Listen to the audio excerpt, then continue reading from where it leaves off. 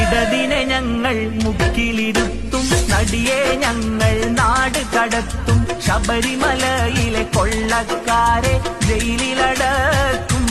നാട്ടിൽ ഐക്യത്തിന്റെ വെൺകൊടിയിലെ പാറിപ്പറപ്പിക്കും. വയനാട് മുതൽ പുത്തുമല വരെ ദുരിതങ്ങൾ പേറിയ പാവങ്ങൾക്ക് വേണ്ടി സമൂഹം പിരിവെടുത്തേൽപ്പിച്ച കോടികൾ കയ്യിലെത്തിയിട്ടും ഇന്നും ആ ജനതയെ സുരക്ഷിതമാക്കാൻ, ആ ജനസമൂഹത്തെ ചേർത്ത് പിടിക്കാൻ മടി കാണിച്ച് ഒച്ചിലടയുന്ന സർക്കാർ. കോവിഡ് മഹാമാരിയുടെ കാലത്ത് പോലും PPE കിറ്റുകൾ 3 ഇരട്ടി കള്ളക്കണക്കിൽ വാങ്ങിയതടക്കം കോവിഡ് ഫണ്ട് പോലും കൈയിട്ട് വാരിയ സർക്കാർ. രാജാവിന്റെ ഹെലികോപ്റ്റർ യാത്രക്കും പരിവാരങ്ങൾക്കും സർക്കാർ ഫണ്ടുകൾ ദൂർത്തടിച്ച് കടം വാങ്ങി കേരളത്തെ മുച്ചൂട് നശിപ്പിച്ച സർക്കാർ.